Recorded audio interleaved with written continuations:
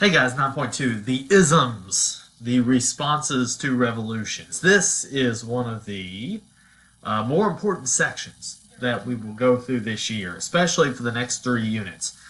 Knowing these isms, these terms, and kind of what the ideology is incredibly important for us to understand. So make sure that 9.2 is one of those sections that you bookmark, because we're going to be coming back to it quite a bit to look at some things. So the big do I have a okay. So the big deal is this: like, Europe is really changing, and by extension the world, because what we have by 1815 is a Europe that looks totally different than it did 50 years previous. You have I'm reading the thing. It doesn't. Okay. Well, anyway, you have the French Revolution, which is going to change the perception of how a government should relate to its people. You're going to have the Industrial Revolution, which is going to impact the way that people relate to their work. So, obviously, those differences are going to bring new challenges that were not present before. So the question is, how should we handle those challenges? So the French Revolution and the Industrial Revolution, two incredibly transformative events, will bring challenges respective to the issues that they're about. And the question is, what are going to be the responses to those challenges? Okay, so that's where the isms come from. Is the ism is like a reaction to the challenge, or a way that we should go about these challenges. So we're going to start with conservatism. Now I want to go ahead and tell you, many of you, if you're politically savvy, if you pay attention to the news, you know the term conservative, you know the term liberal, you know how they relate. If you haven't heard those terms, that's fine. But if you have an idea what those terms are, erase them from your mind in terms of our study of European history, because while they are somewhat similar, they're going to be different, especially liberalism. So conservative and liberal, what they mean in 2017 or whatever year you're watching this, maybe like 2069, whatever, throw those out of your mind, okay? Because conservatism and liberalism mean a little bit different. So conservatism, what that means in the context of European history is that we are wanting to preserve European monarchies and nobility. We are wanting to keep things the way that they are. We want to turn back the clock and go to before the French Revolution.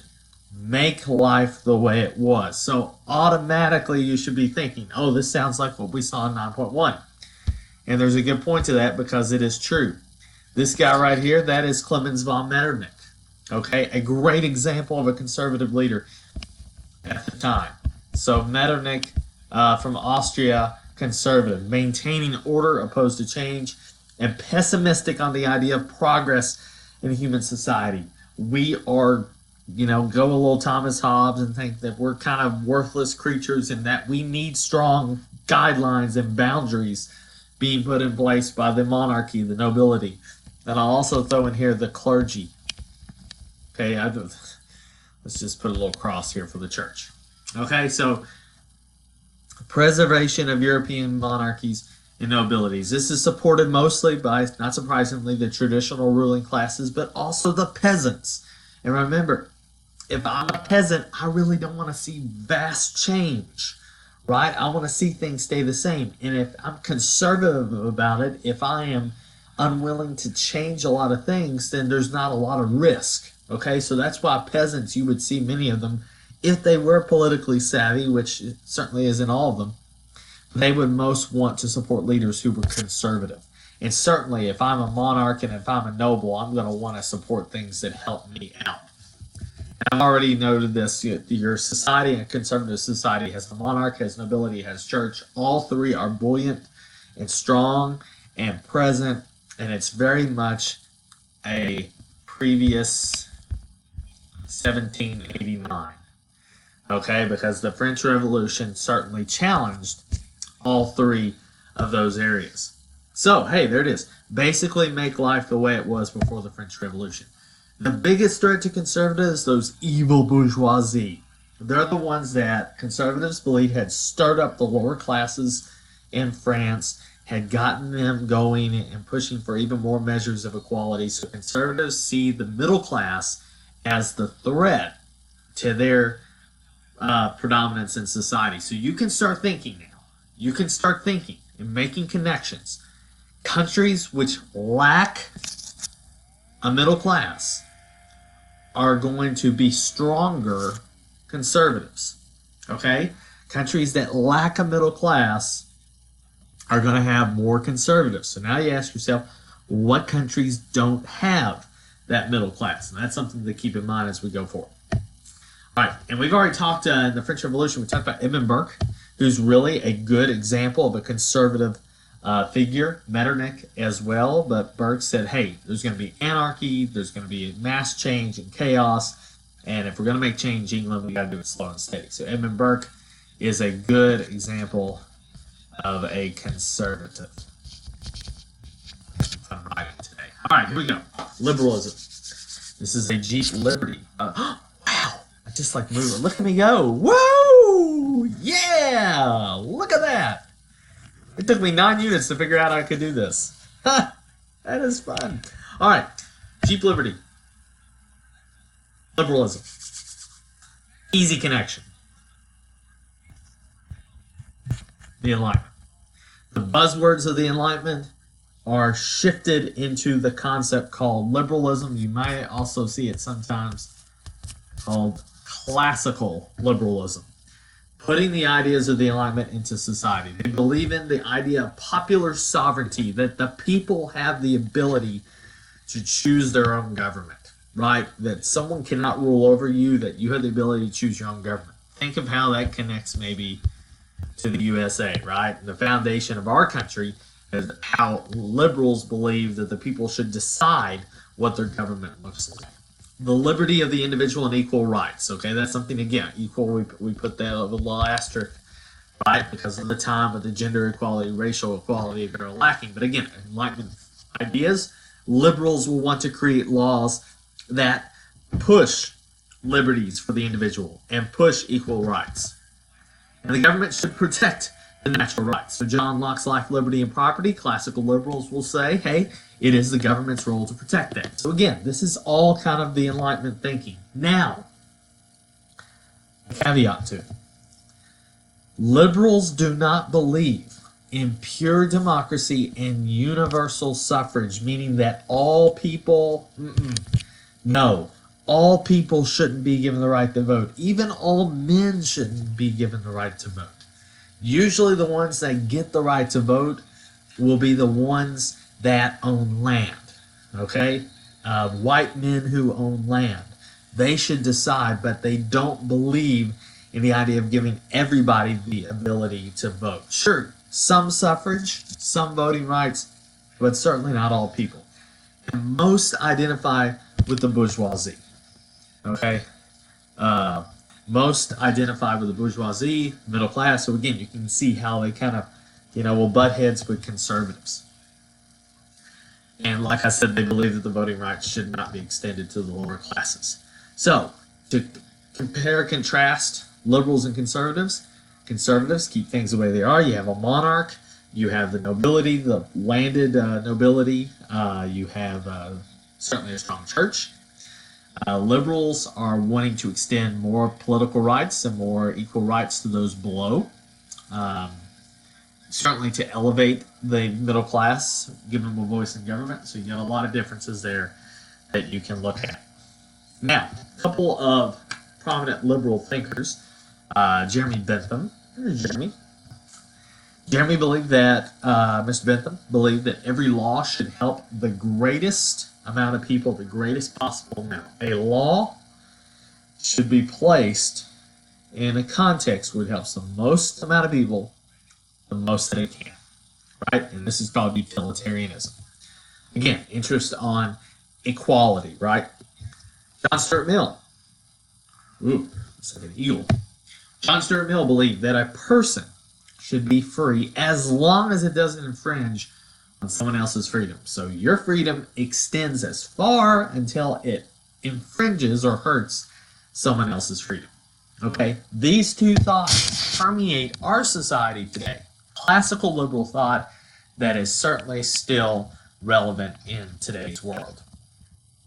John Stuart Mill also believed that freedom of opinion, freedom of speech is protected from both the censorship of the government, and the tyranny of the majority, meaning that if you have a thought that very few believe in, you should not be persecuted just because the majority of others believe in something else. So if I were to say, like, I don't like CASA, right?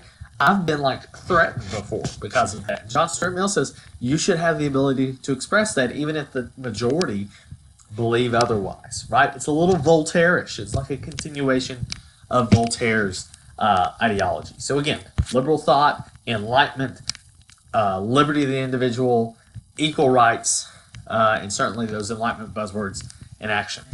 Now, an extension of liberalism is a philosophy called nationalism. And this is something that is a term that you probably hear in the news some. It is something that over the last 3 or so years across the world has been increasing in certain contexts. The easy definition for nationalism, and you might want to write this down, is pride in your country. Pride in your country. Okay? And country could mean state, school. I mean, it could be college. It could be smaller, right, than maybe country. But nationalism is a distinct pride in your own country. Now, in terms of early 19th century Europe, nationalism referred, additionally, to the idea that a self-defined people, so a people group, right, an individualistic group of people with determined traits and features should rule themselves with their own political boundaries, with their own piece of land, right? So, if we think about the Ottoman Empire, or if we think about the Austrian Empire, all of the different places that those empires own and control should be split up, and those specific people groups that are controlled should have the ability to rule themselves. So this is certainly an anti-colony movement, right? This is something that is extremely anti-mercantilistic and extremely anti-colony, okay? So when we say common, or when we say self-defined people, we could say that these people have a common language, they have a common history, they have common traditions, anything that brings them together to become one. And also this is supported by liberals, because remember, sovereignty of the people should be able to decide what their government looks like. That is a liberal idea. Now, nationalists are going to encourage loyalty to your nation in a variety of ways. A romantic idealism, looking out beyond and seeing your flag on the horizon and being inspired by that. Liberal reform, giving freedoms to the people that you share traits with, right? Political unification, taking many different states and bringing them together into one individualistic country.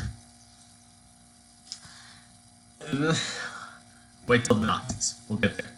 And the national aggression toward other countries. Again, Nazis. We'll get there. These two things here are most symbolic of 20th century nationalism. Okay? Those come a little bit later. Let's say early 20th century nationalism. But 19th century nationalism, we're going to look at mostly those three things. Now, nationalism can do several things to the political entities that exist. I just mentioned it can break down empires. So here's our Austrian Empire, right, in the 19th century. Austria right there, but it controls all this area. So what nationalism can do is take all of these different colors, which are different people groups, and create different countries from that, right? Because the Austrian Empire controlled all these areas, which were basically different. So it can take Serbia and the Bosnians and the Slovenians and the Hungarians and the Transylvanians and the Slovakians and basically create different countries if the conditions are right. But at this moment, what we have here is one Austrian empire. So nationalism could break it down if there are differences inside of the empire. Nationalism can also unify divided states. So here we have the German states in the 19th century. Oh, go back. And all of these areas right here are German. right? They're all German. They all speak German. They all have German customs, but politically they're separated. So what nationalism can do is take Humpty Dumpty and put it back together again, right? So it's something to think about, is that nationalism can do one of two things. It can break apart. It can also bring together. A couple early nationalists, just go through names here real quick. Johann Gottfried Herder. Saw every group that's bad, as unique and possessing distinct national character. Okay, I think these guys are German. Volksgeist. Oh, I gotta look that up.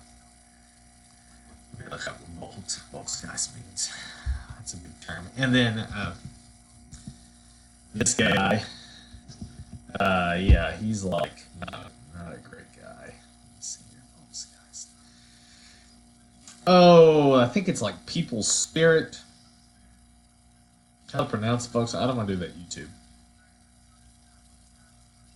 Okay, so it's like the spirit that each nation possesses. So certainly Kentucky has its own spirit, different than, say, Idaho. I don't know what their spirit would be, like what, potatoes or something. The United States has a definite spirit. So Volksgeist refers to that spirit that's collectively possessed by each nation, what makes it different. So again, nationalism, the idea of it. Okay? A few other isms. So just identify these real quick. Radicals, that's not an ism, but you'll see them known as radicals in England, and Republicans, again, different meaning, on the continent. And these guys are radical. I mean, they're crazy. Some of their thoughts. They demand universal suffrage. Everybody can vote. Full citizenship for everyone. Doesn't matter how wealthy you are, what your status is, or where you are in the supposed social pyramid.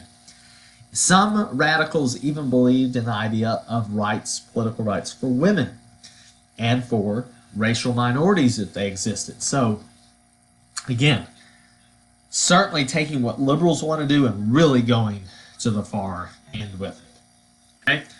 Oh, here's fun. Anarchism or anarchist. They believe in Mikhail Bakunin. Russian anarchist is kind of the big name there. He believed that in order to solve the problems of the Industrial Revolution and of the French Revolution, the government was unnecessary and should be overthrown and replaced by society based on voluntary cooperation, that everyone volunteers and cooperates together and trying to go toward the common good. And in order to get to that point where there's no government, they should be eliminated, many anarchists believe, by political assassination. And there are a couple of primary leaders, particularly in Russian history in the 19th century, that were assassinated by anarchists. So it is a movement out there. It's a fringe movement, but it is a movement to eliminate government as a way to solve the problems in society. The last one, and this is certainly another fringe movement, is Zionism. And it's particularly inside of nationalism. It's a form of Jewish nationalism that grows as a response to the growing anti-Semitism during the late 19th century. So we're going to see when we get to the late 19th century politics that anti-Semitism is growing. As nationalism grows through Europe, people see the Jewish people as the other. So thus the growth of anti-Semitism or anti-Jewish feeling and thinking. And Theodor Herzl spearheads a movement called Zionism to in part try to find a specific national home for the Jewish people, and that does not exist in the 1800s, in the 19th century. So Zionism is a kind of a response to nationalism, which had fueled this discrimination against the Jewish people as being different than other nationalities inside of different countries. So that's kind of your look at isms. The big three here: conservatism, liberalism, nationalism. You have got to know them. Remember also socialism from 8.4. It's right there, important as well. Communism as well from 8.4. Anarchism, radical/Republicans, Zionism, all these are, again, trying to solve the problems which are created by the French Revolution and by the Industrial Revolution. So be thinking about issues that those revolutions create. how would a conservative, how would a liberal, how would a nationalist, how would a radical, how would an anarchist, how would a Zionist, how would a socialist, how would a communist, how would they respond to those problems? That is a focus that we're going to have going forward in Unit 9.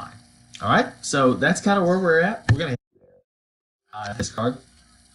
And then 8.3, we're going to look at some specific history elements to see these isms in play, and then we'll get close